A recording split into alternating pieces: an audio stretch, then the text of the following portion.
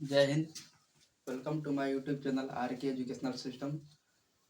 सो आप लोग के मांग के तौर पर हम लोग कक्षा 10वीं के हिंदी चैप्टर नंबर 1 जो गुधली है उसमें फर्स्ट चैप्टर को श्रम विभाजन जाति प्रथा को हम लोग आज उसका लेखक परिचय करेंगे। लेखक के बारे में हम लोग संपूर्ण जानकारी हासिल करेंगे जो परीक्षा की दृष्टि से अति महत्वपूर्ण होता है। हमारा यहाँ पर चैप्टर है श्रम विभाजन और जाति प्रथा। ये चैप्टर हमारा है श्रम विभाजन और जाति प्रथा, यानी श्रम क्या होता है, विभाजन क्या होता है और जाति तो प्रथा आप लोगों को मालूम है, क्योंकि आज के भी इस दुनिया में, आज के इस समय में भी जाति के नाम पर ऊंचा नीचा दिखाया जा रहा है। जो श्रम होता है, यानी हम लोग जैसे हम अभी पढ़ाने का काम कर रहे हैं तो ये हमारा काम हो गया, तो काम करने को ही हम लोग श्रम बोलते हैं। तो काम के आधार पर जाति को भी बांट दिया गया। हम लोगों को जो पहले का इतिहास आप लोग पढ़िएगा उसमें काम के आधार पर जाति को बांट दिया गया। तो इसी के जो निबंध में यह क्या है, हमारा यह पठ निबंध है, यह भीमराव अंबेडकर के द्वारा लिखा गया है। इधर भीमराव अंबेडकर जी हैं, इनके द्वारा यह पाठ लिखा गया है श्रम विभाजन और जाति प्रथा। तो हम लोग इसको समझते हैं, जो लेखक परिचय है उसको हम लोग करेंगे लेखक परिचय। तो इनका जन्म, जो ये जो लेखक हैं श्रम विभाजन और जाति प्रथा पाठ के लेखक हैं वो भीमराव अंबेडकर हैं, जिनका नाम बी.आर. अम्बेडकर भी बोला जाता है। इनका जन्म 14 अप्रैल 1891 ईस्वी को महू मध्य प्रदेश में हुआ था। तो यहाँ से आपसे क्वेश्चन पूछेगा कि श्रम विभाजन जाति प्रथा पाठ के लेखक कौन हैं, तो भीमराव अंबेडकर हैं, आपको यहाँ बताना होगा। और भीमराव अंबेडकर का जन्म कब हुआ था, तो 14 अप्रैल 1891 ईस्वी को इनका जन्म हुआ था महू मध्य प्रदेश में। महू इनका गांव है और मध्य प्रदेश राज्य है, जो यह मध्य प्रदेश राज्य है। यह एक दलित परिवार में जन्म हुए थे। तो आपसे क्वेश्चन पूछता है कि भीमराव अंबेडकर किस परिवार में जन्म लिए थे, तो एक दलित परिवार में जन्म लिए थे।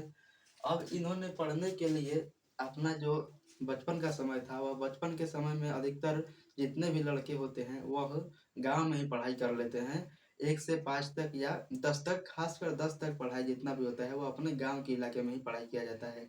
उसके बाद जब भीमराव अंबेडकर जी ने बचपन का पढ़ाई अपने गांव से ही किया, जब उनको और भी शिक्षा पाने के लिए दिल में उत्साह बढ़ा, दिल में उनको पढ़ने के लिए लगन जगा, तो उन्होंने पढ़ने के लिए अमेरिका चले गए। पढ़ने के लिए जो भीमराव अंबेडकर हैं वो अमेरिका गए, फिर वहाँ से इंग्लैंड चले गए। और उनके जीवन के प्रेरक व्यक्ति थे। जैसे हम लोगों के भी जीवन में कोई हम लोगों से सीनियर आदमी होता है, लड़का होता है या हमारा भाई भी होता है, जब वो लोग अच्छा काम करता है तो हम लोग उसके उपदेश को, उसकी बातों को हम लोग मानते हैं। तो इससे हम लोग क्या होता है कि हम लोग उन व्यक्तियों से प्रेरक होते हैं। तो महात्मा जो हमारा भीमराव अंबेडकर जी हैं, इनके प्रेरक व्यक्ति थे मुख्य रूप से तीन इनके प्रेरक व्यक्ति थे। आपसे क्वेश्चन पूछेगा कि भीमराव अंबेडकर के प्रेरक व्यक्ति कौन कौन थे, तो आपको बताना है। यहाँ पर बुद्ध, कबीर और फूले। भीमराव अंबेडकर के 3 प्रमुख प्रेरक व्यक्ति रहे हैं, जिनका नाम बुद्ध, कबीर और फूले थे। ये ज्योतिबा फूले इनका पूरा नाम है। और यहाँ पर है हमारा इनकी प्रमुख रचना। ये जो भीमराव अंबेडकर जी हैं उन्होंने प्रमुख रचना का निर्माण किया है, वह रचना बहुत बार बोर्ड परीक्षा में पूछा गया है। तो इसमें से सबसे महत्वपूर्ण आपका है एनहिलेशन ऑफ कास्ट देयर मैग्निज्म। जो भारत की जो जाति है वह किस प्रकार बांटा गया है, तो इनका क्या पुस्तक है, प्रमुख रचना एनहिलेशन ऑफ कास्ट देयर मैग्निज्म। आपसे क्वेश्चन पूछेगा कि इनहिलेशन ऑफ कास्ट देयर मैग्निज्म किनकी रचना है, तो आपको ऑप्शन क्या मारना होगा, ऑप्शन नंबर चाहे कोई भी रहे उसमें भीमराव अंबेडकर का नाम रहे तो आपको वही वाला ऑप्शन चुनना होगा, या अन्यथा आपको यह बात गलती साबित हो जाएगा। और इनकी रचना है यहाँ पर बुद्ध एंड हिज धम्म। जो भगवान बुद्ध हैं उनका धर्म और उसका धम्म, गौतम बुद्ध का धर्म और उसका धम्म, तो बुद्ध एंड हिज धम्मा। और यहाँ पर है हु आर क्षुद्राज, जैसे हम लोगों के साथ छुआछूत किया जाता है वैसे ही यह क्यों किया जा रहा है, उसका ये जो हिंदी अनुवाद है कि हु आर क्षुद्राज। इनकी प्रमुख रचना एक है बहिष्कृत भारत। और इनकी प्रमुख रचना है, यह क्वेश्चन बहुत बार परीक्षा में पूछा गया है कि मूक नायक रिपोर्ट करते रहे करूँ। देखिए यहाँ पर इनका प्रमुख रचना है मूक नायक। आपसे क्वेश्चन पूछेगा कि मूक नायक क्या है। अगर आपसे क्वेश्चन पूछता है कि यहाँ पर मूक नायक क्या है, मूक नायक क्या है, तो आपको बताना है यह मूक नायक एक पत्रिका था जो भीमराव अम्बेडकर के द्वारा निकाला गया था। यह एक क्या था, यह एक पत्रिका था।